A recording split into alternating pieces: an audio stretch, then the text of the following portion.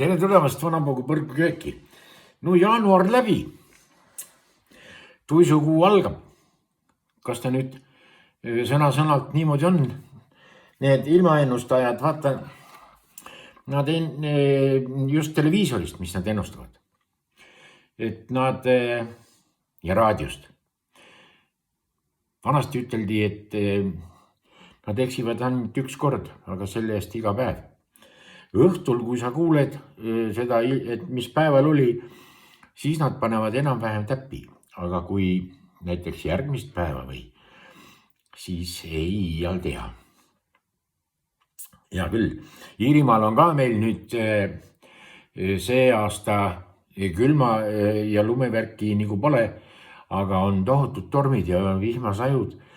Nii et üleujutused on väga suured. Mõned linnad on kohe kinni ja YouTube'is ja seal on videod on üleval, kus on sellised järved ja jõed lindade tänavatel ja lindade platsidel. Nii et loodus mängib vingerbusse igal pool. Mina tahan sulle täna näidata siukest asja. Vaata, on sibul ja on jahu ja sellest saab sellised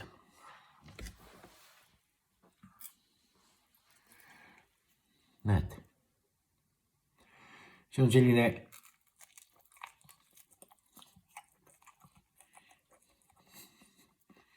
ma õigelt tehtud.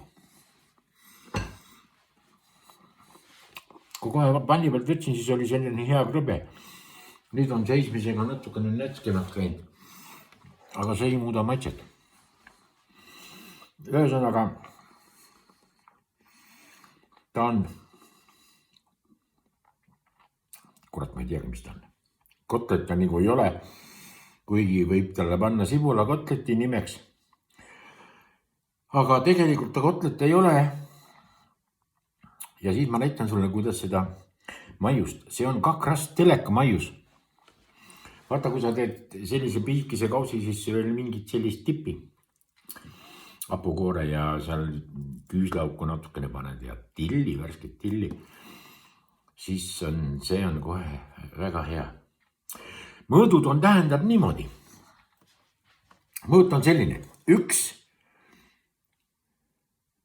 klaas, kruus, jahu. Muidugi pead vaatama, äkki tuleb juurde panna või vähemaks võtta.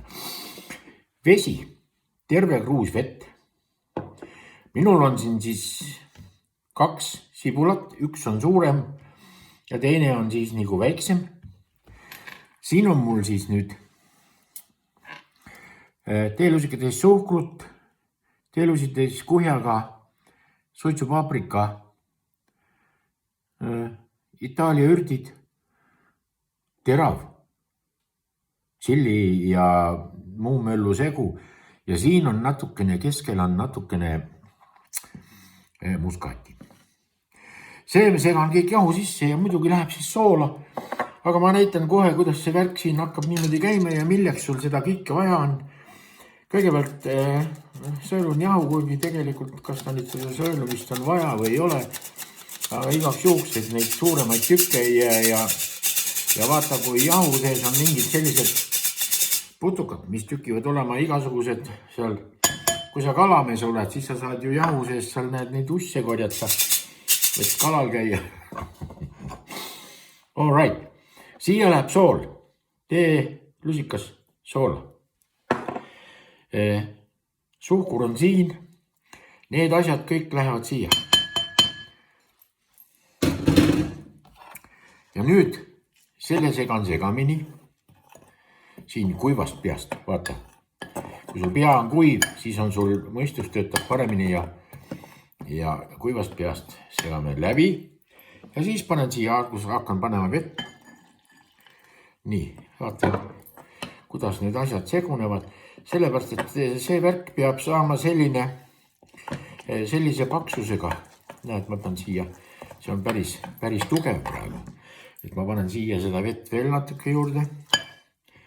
Ja siis vaatame.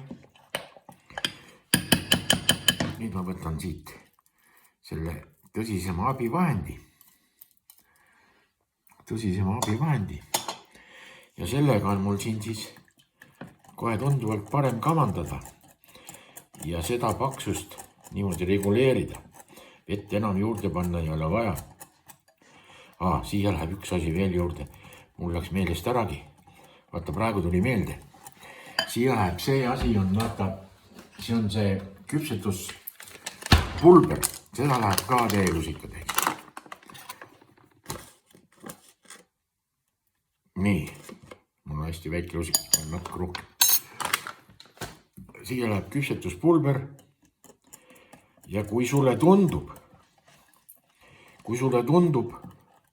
ja mulle ka tundub, et see kruusitäis jahu, et see asi on vähe vedel. Vaata, siis on üks asi, mis aitab ja see aitab kohe kindlasti. Ega mul on jahu veel, aga ma ei tahagi rohkem jahu panna. Mul on siin natukene poolakate riivsaia, mis teeb selle asja tihedamaks. Ütleme, 1,5 supi lusikatäit läks mul praegu siia seda riivsaia siis. Ja nüüd see tõmbab küll niimoodi, et vot, sest see natukene seisab ka ja paisutab kõike. Nii, see on nüüd, selle koha pealt on olemas. Nii, selge pilt. Pilt on väga selge. Siis võtame sibula ja sibula seda ma lõikan ainult niimoodi, aga selle ma lõikan nagu 4 suurema. Kus see juurik on siin? Selle ma lõikan nagu 4. Need seibid või mis nad siis on. Kurat, seib on ikka rohkem nagu töökoja värk. Remontimeeste värk. Okei. Selle siis nüüd niimoodi hakin ära. Vaata, kui sa saad aru küll, et nii.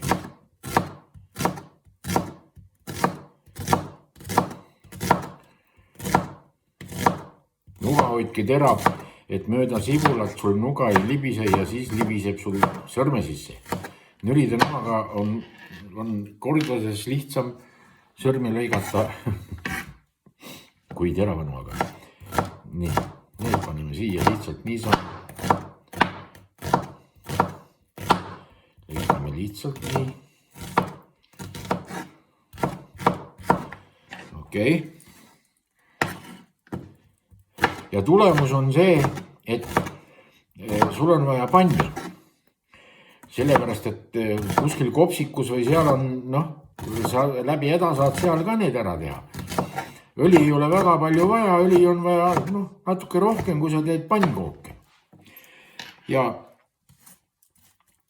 see asi seisneb selles, et sa panedki lusikaga, tõstad need, vaata need tuleb nüüd siin, selle kohal tuleb need sibul tuleb nagu lahti arutada. Kas nüüd nii, et täitsa ühe kaupa, aga enam-vähem, et sa saad nad siis niimoodi siin segada. Vaata, nüüd ma segan ja panen ülejäänu. Ja õli kuumaks ja kuuma õli sisse paned. Mina kasutan seda sama lusikat, ühe lusikatäie ja siis pealt veel patsutan ta niimoodi, et kui ta jääb kõrgemaks, siis ka patsutan madalaks. Et olekski niisugune nagu koogi moodi. Räägin küll arusaadavalt. Kuigi vahepeal võib-olla mõned võõrsõnad hüppavad hulka, aga see on tingitud minu alalõua ehitusest. Et vähe teistmoodi. Nii. Selge pilt on sellega. Ja nüüd ma räägin sulle edasi. Vaata, see nüüd tuleb sul niimoodi. Ja siis paned natukene seisma, et kohe sa ei torma kööki õli kuumutama. Näed, sul jääb see asi jääb kohe ilusti paraja konsistentsiga. Sa saad aru küll, millest ma räägin. Nii, konsistents on para. Ja kui sa siis pärast panni peale hakkad neid panema, minul mahtus väikse panni peale, näed, siis sa võtad siit niimoodi lusika. lusikatäie, paned panni peale ja siis patsutad pealt niimoodi madalamaks. Ja kahelt poolt küpsetad ja tuleb sul selline sibulakook, mis on maitselt ülihea. Noh, muidugi missuguseid maitseainet sa tahad ise veel juurde panna. See on igale ühel ja oma vaba valik. Mul tipikastet ei ole, aga see on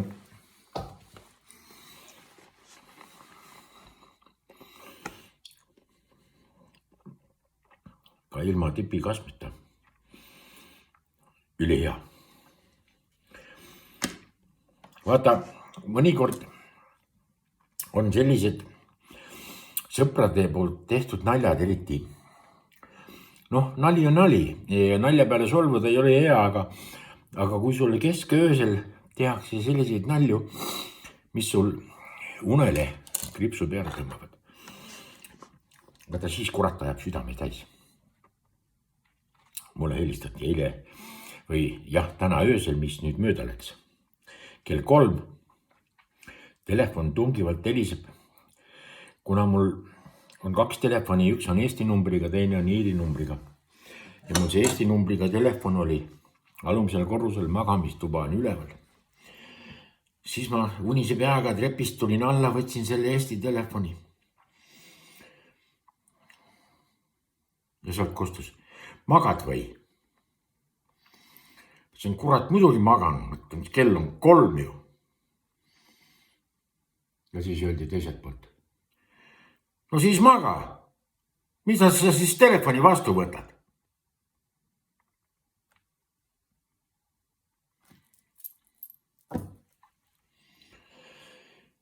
Eks mõistaki midagi. Proovigi, kes tahab, keda huvitab, aga ausalt öeldes need on, sellepärast ta peab olema selliseks õhukeseks sul patsutatud, et siis see sibul küpseb ilusti läbi.